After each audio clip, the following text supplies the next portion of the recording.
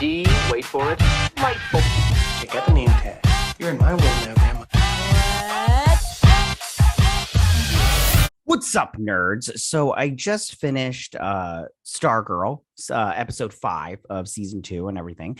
And I just have to say, I did like it. It's probably my least favorite episode of the season so far. It's not that I don't like it or I didn't like it. It's just A, it was a little weird. And B, it was like, I don't know. But I did like it. It's just, it wasn't my favorite.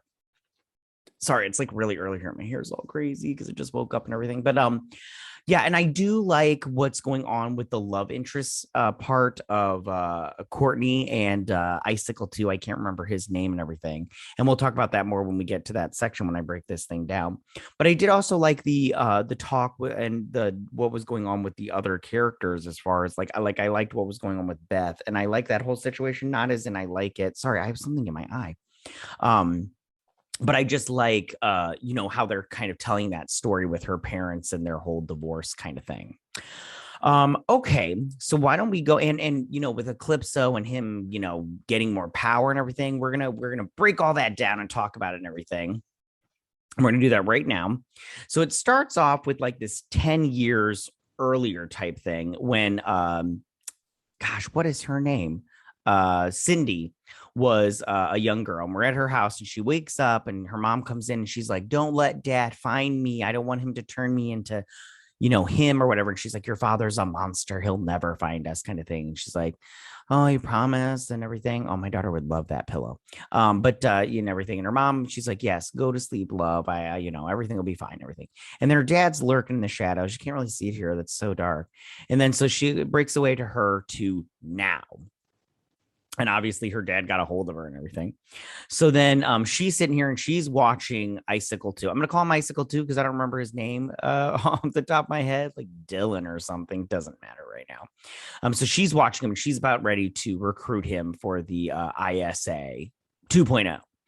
And his grandmother is behind her and he's like, you stay away from my grandson. And he's like, you are bad news. And she's all like, just you're a freak, just like your father was, or you're like a monster, just like your father was. And she's like, and your son, I don't remember her son's name. Your son got turned into a bunch of ice cubes when he was hit with a pickup truck.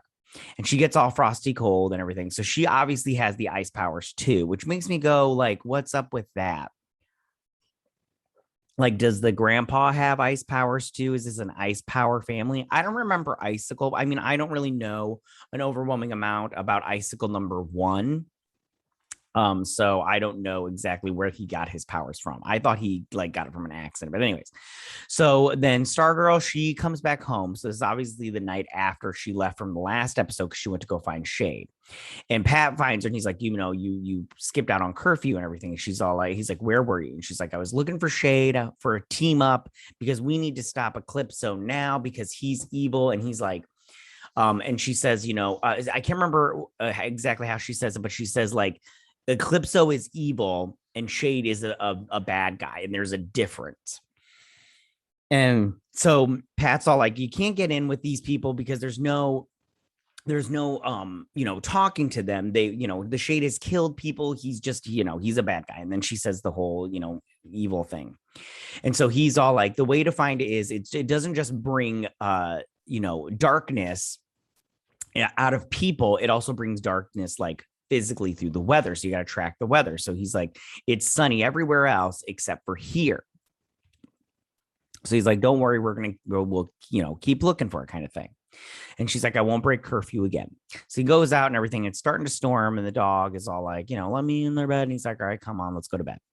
So then the next day they're in downtown and this kid, Dylan, no, it doesn't matter. Anyways, he is painting a mural to his father and everything. I mean, it looks like he's doing a pretty good job. I mean, you got the flowers and his face there, and you got the clock tower thingy. It looks all right. Good for him. So he's sitting there, but he sees that it's starting to the clouds are coming in. It's starting to rain. That whole Eclipso bringing the darkness kind of thing. So he goes to the school and he runs into this teacher. That is a hideous shirt. I just want to say that right now. It's just gross. I would never wear that. Anyways, So they're sitting there chit chat, and he's all like, he drops his sketch pad, and he's looking at it, and he sees all these pictures of Courtney. And he's like, yeah. And he's like, I used to have a muse and everything. And then I just, don't paint anymore or some crap like that. And then Courtney's there and she's like, hey, and everything. He's like, hey, what you doing? She's like, nah, we're going to discuss the weather because it's a part of our project or some crap like that. And I'm like, oh, okay. She's obviously liking him. It's very cute. I like this whole meet cute rom-com kind of thing going on here in this episode. I do like it and everything, although he does make a good point later on. So then he's all like, hey, sometimes our art can say the words that we can't out loud. And I liked that because that's true. Sometimes you can't say it out loud because, you're embarrassed or you don't want to take the risk because you don't want to be rejected. And he's been rejected by Courtney before, which he kind of mentions later on. And we'll talk about that later when we get to it. But, it was a good line. I liked it. So we get to the art room and Cindy, she's just checking out all the art, but really she's just waiting for what's his face. And he shows up and she's like, hey, I want to see your work and everything. Everybody else here sucks. Oh, sorry, it's so early. And she's like, I'm really sorry about your dad. And he's like, you know what you said to us in kindergarten when your mom died? You said, I really didn't like her anyways. And we'll never forget that. Nobody's ever going to forget that you said that. So don't tell me that you're sorry about my dad. And so she gets pissed, and I didn't grab a screen grab of it, but behind her back, she starts to pull out the little blade that she's got in her wrist or whatnot. And but the teacher shows up and he's like, hey, I can't remember what he says to him, but oh no, he says, you know what? Never mind. I'll take my chances outside kind of thing. And he's like, Cindy, you're back and everything. And as she goes to tuck the diamond in, he gets a little glimpse of it and it sparks his little eye and everything. And then he starts to hear something. He's like, hello. He starts to hear Eclipso. And Eclipso's like, hey, don't you wish you had your muse back and everything? And I'm like, yeah, whatever. Anyways. So then back at, I can't remember what this thing is called, American Tales. I don't remember, this place that the mom works at. And the Shade is there. And he's all like, what was your daughter doing looking for me? And she's like, we want information. We want to know about Eclipso. And he's all like, and she's like, we know it has to do with the weather and everything. He's like, oh, so you've been able to track the weather kind of thing.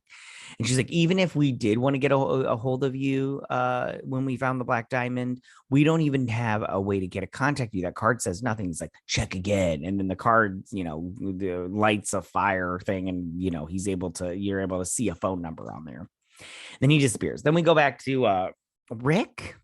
I really need to memorize these names. Sorry, I'm not good at that.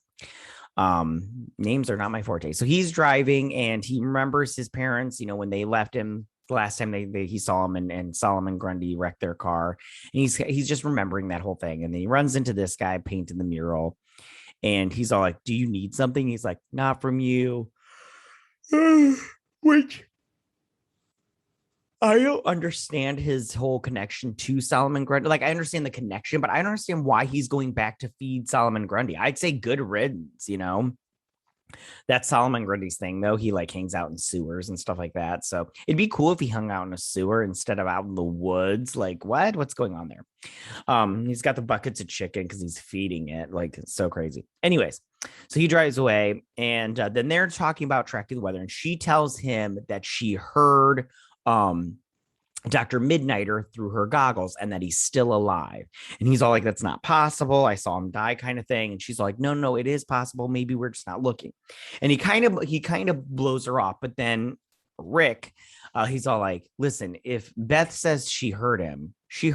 And why wouldn't we just try to find him? That's your friend. And he's like, you're right. He's like, I'm not going to ignore you. If you hear him again, you tell me, because he is my friend. I'm paraphrasing, by the way. He didn't say all of this. I just don't remember exactly what he said. He's like, if you hear him again, tell me. We're not going to give up on finding him. And she, and then she looks to Rick and she's like, thanks for helping me out, dude. Teamwork and everything. And that's what you do as a team. You listen to each other. You stand up for each other. I like that. I like that whole thing. I like their team dynamic. I like that they argue about stuff because you need to bounce ideas off of each other. And I like that, they stand up for each other, all that good stuff. It's all good. I love it. Although I do find Beth still annoying. Like her character, the actress is doing a good job. I actually do like this actress. I like all the actors and everything. It's just Beth, the character. She really annoys me. Just, I can't handle it. So then the teacher is talking here. He kind of annoys me too, but I feel bad for him. I do feel bad for Beth too. We'll get into her in a minute. But he starts to cough and everything. And he's all like, we're going to end early. And he goes into the next room and he coughs up paint. And then Eclipso, glows his eye and he's all like, don't you want to paint the world or some crap like that? I can't remember what he says. And then these two meet Mike down at the junkyard because he wants to buy this car so he can create a getaway car for the JSA. And he's like, you can't just, wander off and have us meet you here and everything. He's like, but I'll work with you on some stuff, a smaller project with you. And I totally get Mike's whole stance here. He just wants to feel included. He just wants to be a part of the team. And why can't he be the new Stripesy? Like, that's what I don't understand. Like his dad, Pat's being kind of a jerk by not letting him help out. And what's wrong with him helping out with that stupid robot? I mean, the robot's not stupid, but, Mike just wants to be included. And is that so wrong? And Pat has continuously sidelined him. And I'm all like, what's going on? So then they hug because he's like, hey, Dad, you let me help and everything. And then these two are sitting there talking. Yolanda says her headaches have gone away. She's like, that's great and everything. And then Courtney wants to go talk to Icicle too. I'm so sorry I'm yawning. I got to stop doing these early in the morning or late at night. So then these two are talking and she's like, that's your dad, huh? And he's like, yeah. And he's like, I want to show you something. He's like, I used to draw, live models and everything. But I've started drawing, more, by memory. I think that's what he said. And he shows her the picture of her. She's like, that's me and everything. She's like, oh, you drew me. Hi, you're cute and everything. She wants to take him to Pound Town for sure. So then this guy, the teacher, he's all like, do you see it? And he's like, I see it. It's so beautiful. And he starts to paint. Yeah, he goes all crazy. So these two are at his house, his nice house. Like, please give me that house. And they're sitting there talking. He's talking about his mother, and he's all like, she really liked the garden and everything. She loved the yard. That's why my dad bought the house. And then he's talking about how he wants to go to art school, but his dad did so much for the community that he's like sitting here and he's all like, I maybe I should stay. And Courtney's like, I think you should do what you want kind of thing. She's starting to get her phone starting to blow up from her other teammates. And they're like, hey, Beth found something. It's the weather kind of thing. And she's like, I've got to go. And he's like, you know what, Court, you did this to me last year. He's like, I can't remember. He's saying like, listen, if you're not going to be here, because he tried to kiss her and she was going to let him kiss her. And he's like, basically like, if you're not going to be here and like try this, then I don't want anything to do with you. And he's right because, she's trying to juggle all this stuff. And now she wants to throw a relationship in there. Like, you got to put your priorities straight. Do you want this guy to be in your life or do you not want this guy to be in your life? And he's wanting her in his life and she's just kind of blowing him off, not intentionally. She has responsibilities as a superhero, but still at the same time. So she leaves and grandma is watching. Grandma is, becoming a lioness. And she's all like, you guys killed my son. You don't mess with my grandson, punks. So then she's seeing the weather patterns through her goggles. They're all like, is the diamond here? It's got to be right here. And so they look over and they see the teacher's car. And she's like, why is he still here? It's so late at night. That's an excellent question. So then they go inside and they go into the art room and it's all messed up. And she's looking at this painting. Yolanda sees this photo of the psychic guy. I can't remember his name. Gosh, I should have wrote down their names. And she starts going haywire. Like she's like, oh, and everything. She bumps into Beth, who gets paint on her goggles, which of course she did. That doesn't look like somebody that just ran into paint. It looks like somebody went like this with the paint. like what's going on there? And maybe she did, and I don't remember. But anyways, so then in the painting that the teacher drew, because he drew he painted a bunch of diamonds, black diamonds. This face is starting to come through. I think this is the teacher. And so, it's climbing up. She's like, what's that? It's like, it's a calypso and everything. And so he's starting to get into their head, and they're starting to like slash at lockers and stuff. And so she is getting hit back and everything. And so she goes and she finds the teacher, and she's like, Mr. What's your face? I can't remember his name. It starts with a D, I think. Mr. D. She's all like, I'm here to help you. And he hits her dad back, and he hits her back, and she's all like, something. He says something about all I see is darkness, and she's like, maybe you need to see the light. And so she turns on her thing. That's a good shot. She turns it on and she starts blasting the paint monster. And he's all like, she's like, I'm here to help you. And he's like, nobody can help me. And she's like, do you see the light? Or can you see the light? And he's like, I know, but I can feel it. She's like, then grab it. And he's reaching out, and she's pushing back the paint monster. And he touches it, and then it clears him, and he's all like, and everything. And he's got, the light flowing through him, and it stops. And so he's all like, I lost my muse and everything. I don't think he's dead, which is good, because I do like this character, even though he's kind of annoying, and he's got a bad sense of fashion, because that shirt is so freaking ugly. And so they're back at headquarters and the garage, and they're all sitting there talking. They're all like, talking about how I think they're just all pretty messed up from being like mind wiped kind of thing. Which was hardcore. It's hardcore. So then Beth, the next day, she's looking at a picture of her parents, and she's like, I can't do this anymore. I can't pretend. She turns around and she's like, I saw the divorce papers. And they're like, it was a mutual thing. We haven't decided 100% if we're going to go through with it. And she's all like, and they're like, but we want you to know we still love you, which is good. Now, this is the thing. I like that they're tackling this subject. I know it's been done to death in different shows, but sometimes people they just fall out of love. It happens. And maybe these two can fall back in love. It's very obvious that being apart all the time, her being a successful doctor. I think he's a lawyer. I don't remember off the top of my head from the first season, but they're both very successful. You can tell. And they just fall out of love because they're apart from each other. And, they don't see each other all the time. It happens sometimes, especially with successful people. And doctors have a lot of responsibilities, and lawyers have a lot of responsibilities. It happens, and I feel bad for them because they seem like a lovely couple. When Beth was talking about in the last episode how they went putt and everything, and and I'm glad that he said, we still love you, kind of thing.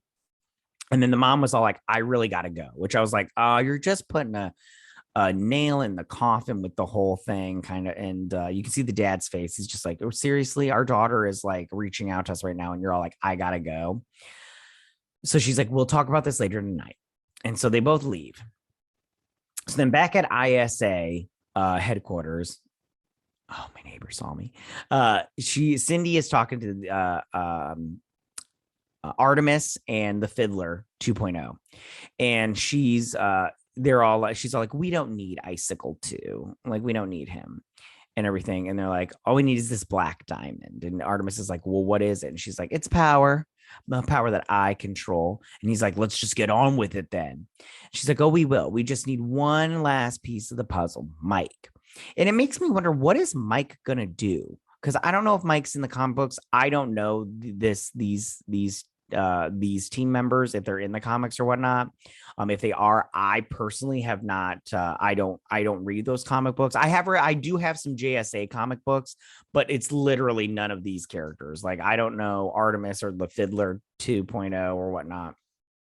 I just know the ISA and the JSA. And so she's all like, and everything. So then we go back to this kid, Icicle 2, painting. And he hasn't gotten his powers yet, but he's painting. And then all of a sudden his hand starts to hurt, and he drops the brush, and then the brush gets ice all over it. Ooh. And that's the end of the episode, because that's his powers coming into fruition or whatnot. Hold on, I want to get on one last thing. Like I said before, I did like this episode. I thought it was good. I really liked some of the stuff going on. I like the little meet cute with between her and what's his face, Icicle 2. I'm very curious where they'll go with that. and where they'll go with this season.